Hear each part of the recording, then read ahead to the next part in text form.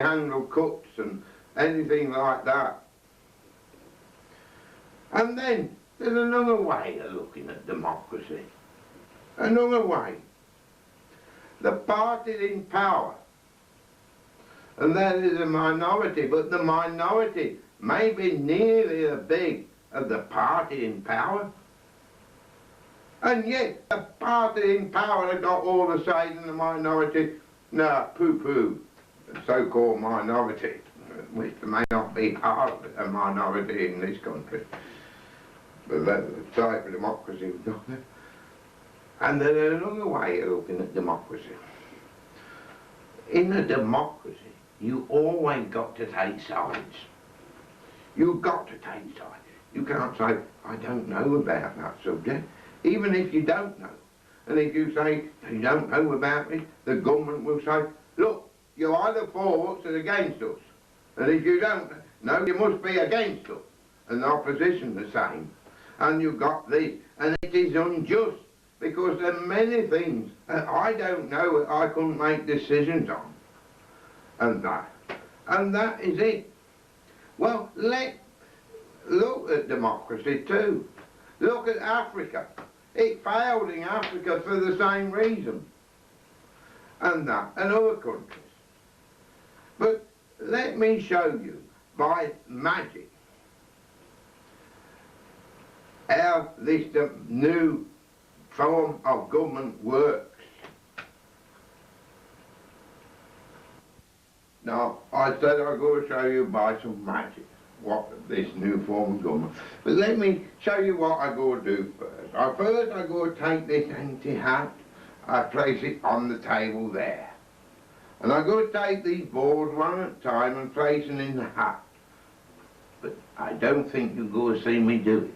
But keep your eyes open as I use these balls to explain about this new administration. Well, this new administration, it starts with a 19-day feast, and it is in three parts: a devotional, a business part, and a social part. And that is what the bedrock of this is, this 19-day feast. And it was introduced by the Baha'i, and Baha'i said we keep it. And then we got the local spiritual assemblies.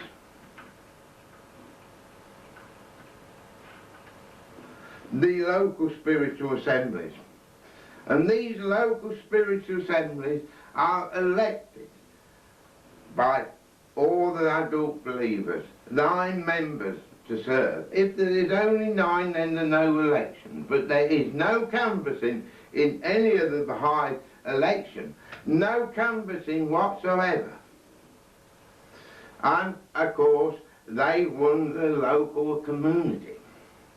And then we elect delegates to elect the National Spirit Assembly, and then the delegates go and elect the National Spirit Assembly. You see. And the National Spirit Assembly goes and runs the fairs at all the national fairs of the community. And finally, well, I should explain that the local and National Spirit Assembly only hold office for 1 year.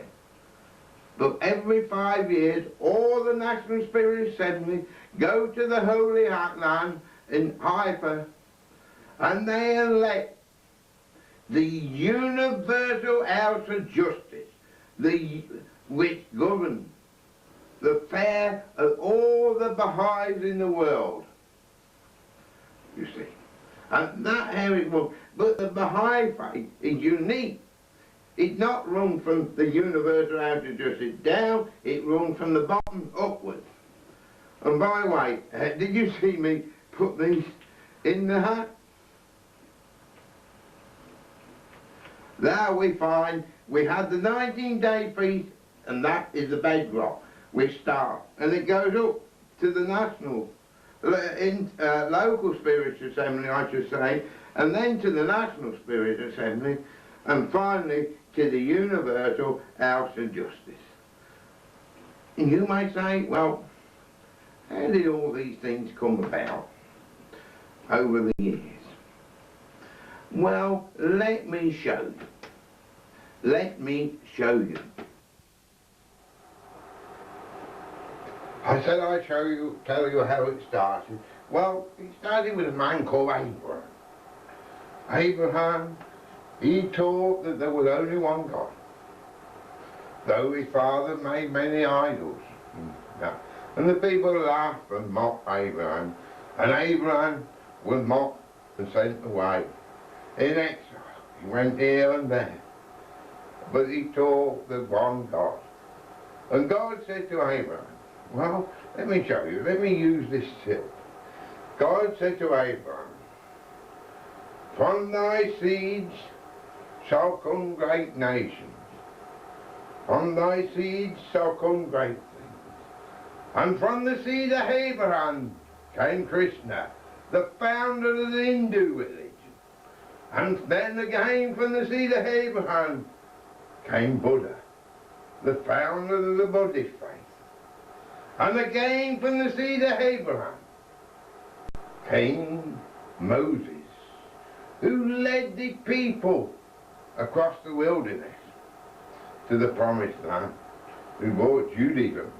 And then again from the seed of Abraham came Zoroaster, who brought a great empire and brought the Zoroastrian religion. And again from the seed of Abraham came Christ, who they crucified upon the cross.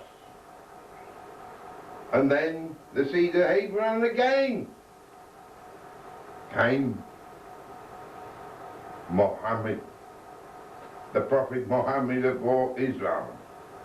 But all these religions, they all talked that there were one to come after them, and neither one of the founders condemned the one that came before. And yet their followers had not been loyal to the teachings. Their followers had made war for thousands a year, terrorist attacks, murder, prejudice we see today amongst these religions, so they fight amongst us all. But the founders taught nothing but peace, love and forgiveness.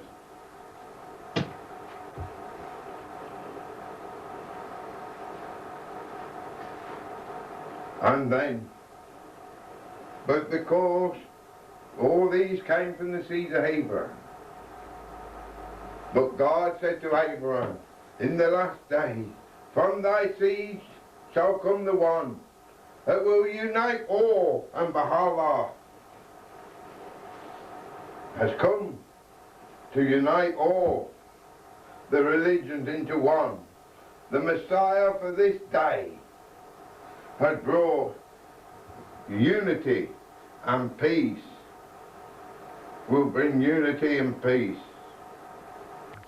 If I had any doubts, they were all shattered in 1992, when I saw all the Baha'is gather in New York City. Nearly 30,000 people from around the world have gathered in New York City for the Second Baha'i World Congress. Tolerance, the unity of mankind, the elimination of prejudice, equality of the sexes, and universal peace embody principles that all people of goodwill admire and support. As you salute the life and writings of Baha'u'llah,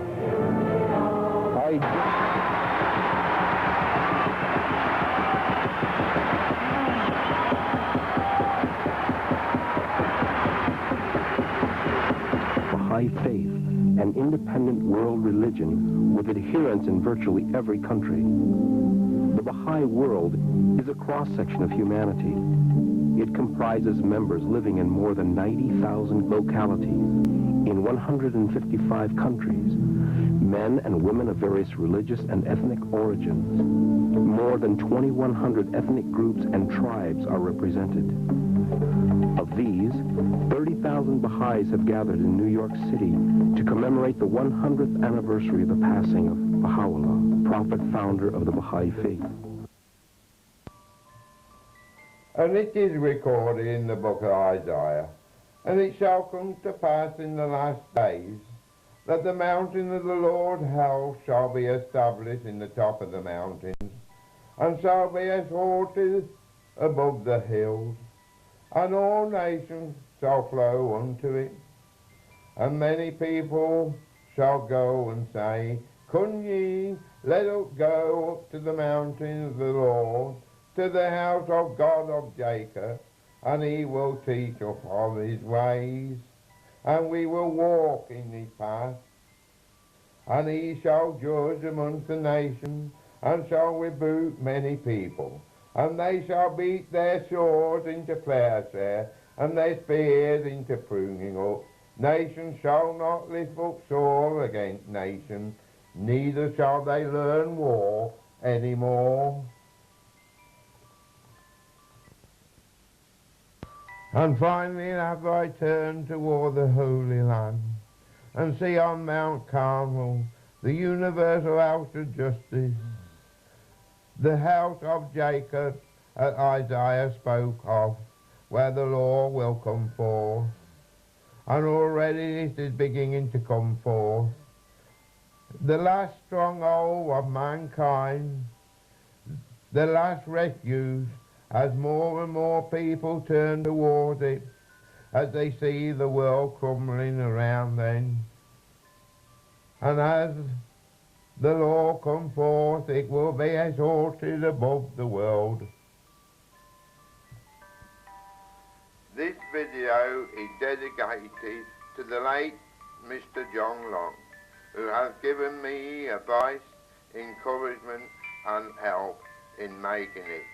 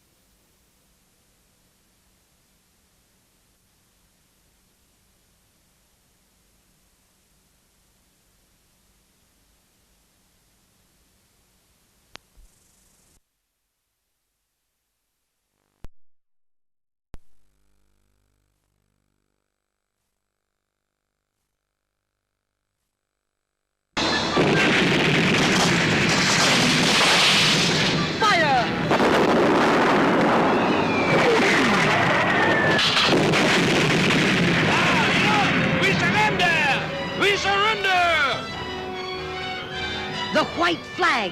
Ha ha! They surrender! Ah, C'est bon, mes amis! And now, for the cannons!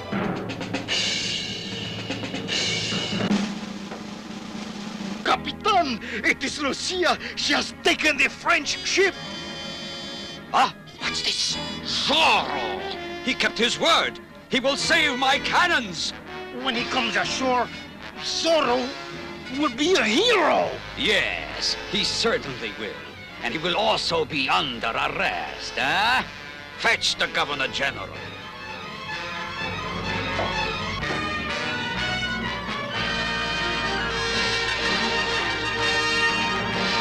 The pirate ship is coming straight at us.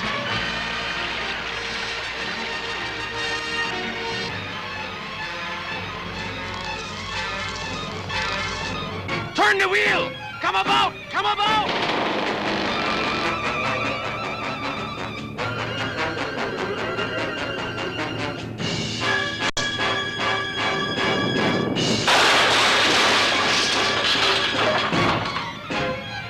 Captain, we relieved you of some of your cargo.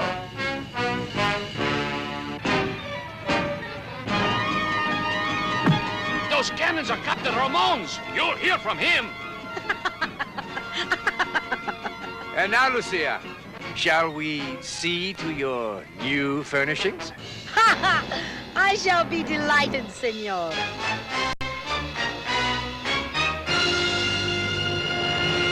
My cannons? They dumped my cannons! Who cares? We can always get more cannons. Eh? My antiques! My precious furnishings! She's taking them. That pirate woman is going to be sleeping in my new bed! Do something! Zorro will pay for this! If he doesn't, you will.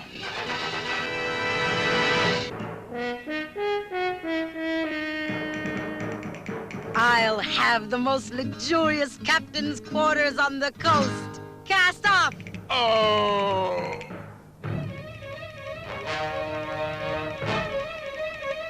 Captain, ahoy there! Si, Senor Zorro. You are free to go. Take your people ashore to the new land. Zorro, save us! Hooray for Zorro! And now? Back to Divaleta Cove. Gonzales! Si, Capitan. Those people come ashore. Arrest them. Arrest them? Why? To set a trap for Zorro. Good thinking, Capitan.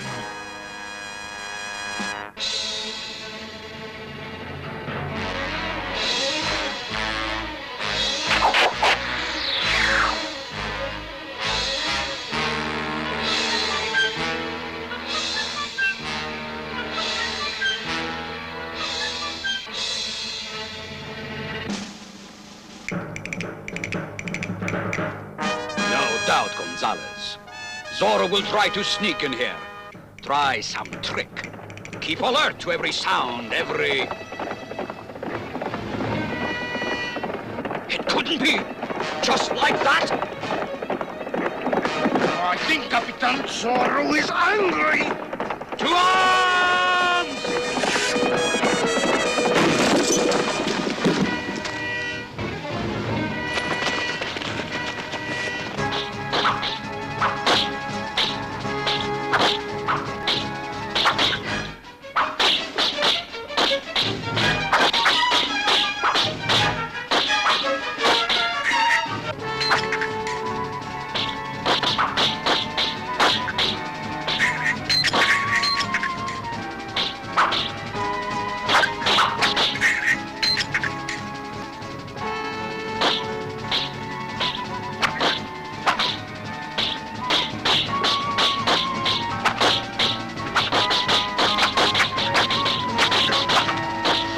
You are a fool! You went back on your word. So sorry.